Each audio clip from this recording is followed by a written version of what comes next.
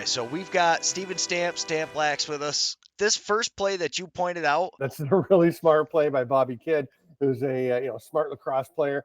Loses the helmet. You see Callum Crawford actually shoves it off with his elbow or his hand, whatever. And Kidd kind of stops, does the thing that players always do, which is look at the ref and be like, why aren't you making a call here? And then picks up his helmet and puts it on. And what I love is he grabs the helmet, takes a peek at Callum Crawford to see where he is so he can make sure he's moving there or able to get there once he's got his helmet on and he's allowed to play again, because you can't play without your helmet. If he'd even just so much as cross-checked Crawford, reached out and touched him without the helmet, that's a penalty, illegal equipment. So really, really smart play. And then he rides around the behind the net with Crawford, kind of runs him into Mike Messenger, and between them, they tie him up and get the 30-second clock expiration, which is a huge possession play. And, what turned out to be a 1-goal game, and you're doing it on the most dangerous player on the Panther City roster. Crawford all alone on the doorstep like that, like we've talked about before. Nobody's guaranteed, but Crawford's one of those guys that I think is better than 500. He's maybe 6 out of 10 when he's all alone in front, for sure, maybe even higher, right? Yeah. I mean, when you think that Cooper Perkins breaks down the advanced metrics and he talks about the percentage of one-on-one saves that goalies make, and if you're above 500 as a goalie there, that's really good. The next thing I want to jump to in this week's episode is a look at Dawson Feed making a play. And we talked a couple of weeks ago about Feed using the offhand just enough as he drove to the net, goes in for a goal, doesn't get called, and the defender complains, but, it was probably okay. And this time, you see Dawson Feed, and this is just too much. And he just makes this little steal with his arm, absolutely on the back of the defender, a bit of a grab, and definitely it's going to get called. You see Todd LeBranch at the end of the clip making the warding call with the offhand. I would not be surprised if Paul Day, the coach for Philly, mentioned to the refs before the game, hey, look what Feed does, because Feed had actually done it earlier in the game, but not quite as egregiously, didn't get called, nothing really came of it. But he does it here, and maybe it was during the game that Day mentioned it, because coaches definitely talk to refs. You just can't keep going back to the well for the same move all the time. And in this case, it doesn't work out for Feed. He had a heck of a game, by the way, but you just can't keep doing the same thing. But what I noticed is afterwards, so he scores a goal a few possessions after that. And I think the big difference is when he keeps that loose hand off the stick, they seem to call it. But as long as he returns it almost like back to the stick, it seems to, I don't know if it's the movement or maybe it's because, like you said, he wraps that hand around, if that's the subtle difference. But the ones that he doesn't get called for, when he ends up scoring now, that hand is almost immediately back on the stick. So he's still achieving what he's going for with that offhand, but like you said, by getting it back on the stick, he doesn't get called for it. That's effective use of the technique. We're going to take a look at a couple of hustle plays by Chad Tutton that I really enjoyed this week. The first one you came up with, just added it into the mix, which I really like. Tutton's stick gets broken, and he still plays some pretty effective defense, actually coming out on Dawson Feed, fighting through a pick, maybe getting away with a little bit of a grab of the stick on Ryan Benesh, not too much, so very subtle. And you can see he just keeps playing tough defense, gets out on Benesh, and then picks up his part of his stick and runs off, which is totally illegal and should have been called for illegal equipment because he's running around with a sharp piece of metal. But still, it's a nice defensive play by Chad Tutton, who probably one of the most underrated defenders in the league. He's really good, a real difference maker. And then he comes up with what I think is his pièce de résistance of the game, steals the ball from Clark Peterson, races down the floor, works really hard to get possession of the ball, and then backpedals towards the boards, watching the bench, and then hits Ben McIntosh coming off the boards. And when we switch to the other angle, and you see McIntosh standing, waiting at the bench, at the door, and then coming in, and Tutton is looking nowhere but at that door. And McIntosh waits until one of his teammates gets to the D door or close to it, and makes his run in. And I think it's really interesting. This is like the all 24 or the all 22 view for NFL play, where you can see everybody. And I'm looking, there's Clark Peterson, the closest white jersey to Tutton. So he's got him covered. You can see Colton Armstrong is the one on the Wings jersey just outside the restraining line. He's coming back. He sees the situation arising. He's thinking Tarasenko, the guy in the middle, is going to go and pick up McIntosh coming off the bench. And instead, Tarasenko just kind of stands there for a while until the pass is on its way. And you can see Tutton's not looking anywhere but the bench. He makes this pass, and then Tarasenko's like, oh, I'd better get over there. And it's too late. So not a great awareness play there by Ryan Tarasenko, who we praised a couple of weeks ago, because he's really good. And we are going to get to a really nice Tarasenko play. We're just being fair. We're just showing both sides of everything. And in this one, Graham Hossack gets the ball on a rebound, makes a little shovel pass up to Tarasenko. And I love watching Tarasenko here as he looks, gets the pass, looks up the floor, sees where, or looks back, sees who's with him, sees he's got Withers trailing him, looks ahead, sees the situation, then looks back and just leaves this little pass. And if you pause it, you can see that he is well on his own side of center when he releases this ball. So it's knocking me over and back. And the beauty of this play that didn't even occur to me at the time, I thought, because as it's happening at full speed, it looks like he's heading over center. And Withers has to kind of grab the ball, but jump over center first almost to avoid the over and back. No, Tarasenko lets it go before he gets over center. So he can just turn and go and take his line to set a good pick. And he sets a really nice pick, opens it up for Jake Withers to make a play with just the one defender coming off the bench. And then Tarasenko clears out, and you can look just as Withers is about to head to the net. You can see Tarasenko sets his pick on, it's actually Chad Tutton again. So they're going back and forth on each other here. And Tarasenko then clears out, and Tutton has to turn and look. And you'll see there's a moment where he looks to see where Tarasenko is. That's when Withers goes. And then by the time Tutton looks back, it's too late. Withers has gone to the net and scored another beautiful goal. He's got 5 on the year, I think, and he's just been terrific. Withers, honestly, maybe having his best season, and that's really saying something given how good he already was before this year. Yeah, no, I say it all the time. I think if I'm starting a team, I think he's the guy you get. And it's not even so much the face-offs. He's such a good defensive player. He gets up the floor. And in addition to that, he will get you the face-offs. But more than that, I think it's not losing the possession at a key moment. I think that's where your face-off guy shines. If you've got a team that's going on a run, or you know how it is towards the end of a game, all of a sudden it seems like every time they shoot, they're scoring. To be able to kill that 30 seconds off is, I think, where your face-off guys really shine. Yeah, I like Withers a lot. I would definitely want to have him on my team. If I was starting a team and I could take everyone, I think I'd still take Jeff Teat, because I think that 120 points a year is going to average over the next 7 or 8 years is probably pretty valuable. But I'd like to have Withers as well. Makes sense. Yeah. Next, we're going to go to Eli Gobrecht and see a few plays that he made in his return to the lineup from the injured reserve. And he just, I thought, had a great return for the San Diego Seals. Such a good player.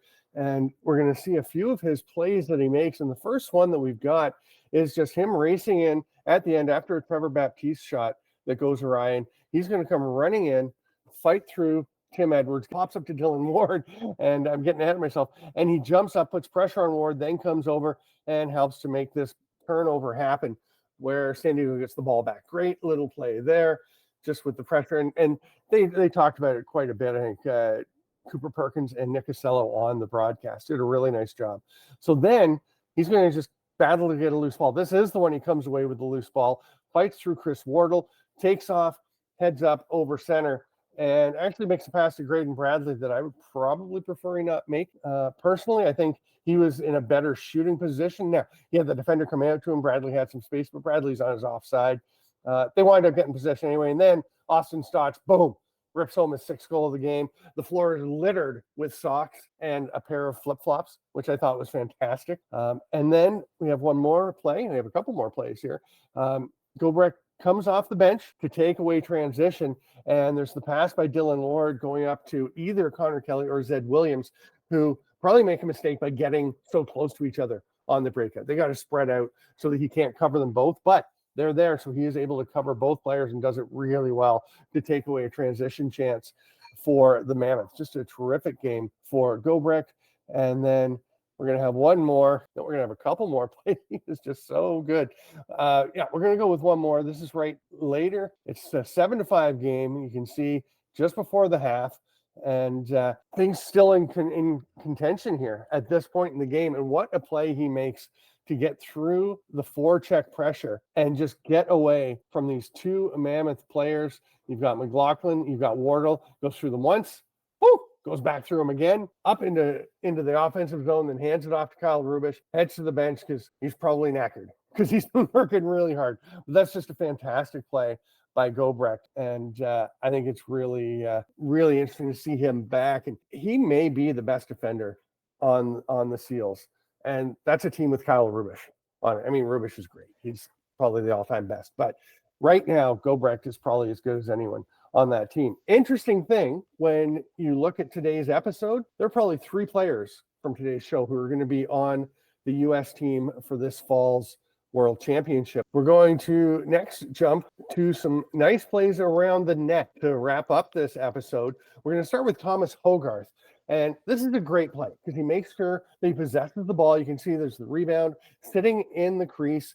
He goes in, makes sure he's got possession of it in the mesh, and just kind of shovels it in to the net rather than poking or batting, which would be no goal. That is just a rule in the NLL that you can go into the crease and get the ball, but you can't just poke it in with the end of the stick. And it's a really nice goal. A lot of people talking about it. I mean, it was on Twitter, the announcers in the game, which is great. You should give him props for this. It almost makes me a little sad, to be honest, that there are so many people making a fairly big deal of it.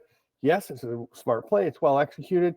It actually kind of reminds me of the play in the NFL where there's a kickoff and the returner sees that it's close to the sideline. So he goes out of bounds, lays down with his feet still on the sideline, reaches out, grabs the ball, and downs it so that it becomes an out of bounds kick penalty on the kicking team. Ball goes to the 40 rather than the 25 or wherever he could get it to. So that's a great play, but people should be doing that play, right? I mean, they should know. Returners should know that rule and do that play. It's become well known enough. They should do it. Same thing here. I'm amazed at the number of times that a player will just dive in and poke the ball in or bat the ball in when it's in the crease and then complain to the refs when they wave it off. And even some coaches will be like, "Hey, that's a goal. That's a goal. You should count it as a goal." No, it's clearly not a goal. It's very obvious. And same as the football one. This is a really good play. It's just more surprising that so many people don't know. But still, really good play by Thomas Hogarth. He's not having his best season so far with Calgary. I don't think he's quite meshed in with everybody, but I know they're missing him in Rochester, and I think he's going to make a big difference for Calgary down the stretch if they're able to get back in to playoff contention. Yeah, no, I think he needs to be a big part of that, but I think Toronto is just that good defensively is a lot of what happens Yeah. there. It's tough, Toronto. And the more I watch Toronto, like that Buffalo game when they ended up with all those goals towards the end, I was like, wow, that really surprised me. That many goals at the end of the game, just from both defenses too, because usually both of those defenses can hold guys down. That's the only bad game that Nick Rose has had this year. He's been unbelievable. I wrote about that in my 3 Up, 3 Down this week on IL Indoor, Inside Lacrosse Indoor, and he's been fantastic. He's had the 3 best seasons of his career in the last 3 seasons, and he's playing better than any of them this year. And the one thing I pointed out, his second worst save percentage for a game this year would comfortably lead the league in save percentage. It's unbelievable. He had that one bad game, quite bad, against Buffalo. Other than that, he's been outstanding. 809 with his save percentage in his second worst statistical game of the season, which he leads the league by a ton in save percentage. The next guy is Chris Origlieri, who's been great. He's at 800 even. And Rose's second worst game was in 809. Unbelievable. Anyway, I'm getting sidetracked from another around the net play I wanted to talk about. That's around the net. Was that your article about him being the goalie of the year and him and Vince I was reading the other day? Yes. Yes. Okay. So that I was very impressed. I did not realize, but I think this year, as long as he continues to play like he has, this is his best year. I did not. I mean, after reading the article, I'm like, wow, you're right. Matt Vince definitely deserves every one, and it's hard to take another one from him. But Vince has shown quite a few chinks in the armor this year versus Rose just having that one bad game. He doesn't do it very spectacularly though. He's just a solid defensive guy. It's not so flashy, I think, is part of why he doesn't get, he just always seems to be in the right position. He doesn't drop down super fast. He doesn't make it anything look spectacular unless he makes that huge stick save coming across. which he does enough to make people notice. I think he almost, and the numbers should be enough, and the steadiness and how, just how well he plays, and his outlet passing is good. But I think you almost need, especially in this social media age, to make a few of those spectacular saves, throw the stick up, make the wow plays on top of being really good consistently to get the attention. Yeah. No, that was a great article. I highly recommend everybody read it. I was really impressed reading through that one, and I thought that was yours. I've been reading so much more now trying to get caught up on everything, and there's so much to try to absorb. I was like, I'm pretty sure that was one of Stamper's articles, but yeah, It was everybody fun check. to do, but boy, I'll tell you, I get into those things and I start breaking down. I didn't originally intend to go through every single year and how Vince had done and why he won, why Rose didn't win, whether it was correct. But yeah, I went through a decade of seasons. And, Yeah, no, I I love doing appreciated that. all the hard work that went into it because I thought it was a great article. One of the yeah, I read that one and I was like, that was an excellent comparison, and it really made me think this year, as long as Rose can continue, should be the year that I think. But then he kind of gets outshined, and that's why I just Del Bianco though, like he is such a part of the offense too that it kind of stands out to people because when he shows up to play, and if you're only watching so many games, like he makes those highlight reel passes, and he just makes Yeah, so many more highlights. yeah. I think if Rose plays the way he has so far for the whole season, he wins it Yeah, hands down. Del Bianco's fantastic, but Rose has just been better so far this year. way better And, this year. Yeah. yeah, we're going to finish up with a trip to the Arena Lacrosse League and a trio of plays from one game by Skylar Thomas. And these are gorgeous, gorgeous plays that we just had to get this in here. So the first one is a play that we've actually seen last year a few times in the PBLA. He broke these out in penalty shots because the PBLA had a rule where twice a game to start or twice per half to start, and then eventually once per half, you could, instead of having the other team serve a minor penalty, you could get a penalty shot. Skylar Thomas scored about 1 million goals on those penalty shots with plays like this. Absolutely gorgeous. In fact, it was on the same net at the Iroquois Lacrosse Arena where this highlight is, the same net to the left of the camera that he did this the first time last year that I saw it, and I was just blown away. And it's a gorgeous play again. You've done a nice job having the replay, the little slowed down replay, and that's great. And then he does what he also did on some of the penalty shots because he gets himself so alone. He makes a terrific play with his quickness to get underneath. It's a little weird, first of all, to see him wearing the 92. I'm used to seeing him last year. I'm sure he was wearing the 66, I believe. But anyway, he gets underneath, drives to the net, and little fake. You have to watch carefully, but he fakes the same play that he scored on the first time. Austin Patty goes for it because he's been beaten by it already in that game, and it's so convincing, and then goes to the far side. So much is happening in those moments that he is up in the air. And just to get in on his own is such a terrific play because he just slips underneath. A pick comes, but doesn't even really connect. He just beats this guy on his own. And then the third goal, he sets up behind the net, back to the left side again of the screen. And you can see he's got Austin Patty looking back. He's got the defenders watching him. The Timbermen are on the power play here. And he's going to throw some pretty serious fakes. All the while, he is aware of what the goalie, Austin Patty, is doing. And as soon as as he has him going the other way at the right moment, he dives very quickly and tucks that ball in for the dunk goal. It's just a gorgeous sequence of 3 goals by Skylar Thomas, who is an exciting young player and a guy that would be really fun to see in the NLL, but he is thriving in the Arena Lacrosse League. And I know the Peterborough Timbermen are thrilled to have him. Interesting fun fact, this game that those goals come from was last weekend at the Iroquois Lacrosse Arena, as we mentioned. Skylar Thomas was the 3rd star of that game. The Peterborough Timbermen beat the Oswegan Bears 16-14. The first star of that game, Aaron Woods of the Timbermen, who was called up by Halifax from their practice squad to their active roster before their game this past weekend, had 6 points, including the first 2 goals of his career in his first NLL game. Oh, yeah, that is huge. I have an Arena Lacrosse League jersey. It is a Six Nations Snipers Special Edition. Every Child Matters, got it on the front, got it on the sleeves. Gorgeous jersey in the Snipers colors. Thanks to Paul St. John for this one. Paul is a guy who's put so much into the game, starting CLAX and then starting up the Arena Lacrosse League in the wake of that. He's put a ton into the game, giving guys a chance to play, and just one of those people who does so much, puts so much of himself into the game. And this jersey was a special edition. Obviously, Every Child Matters one. I love to wear it for Peace and Reconciliation.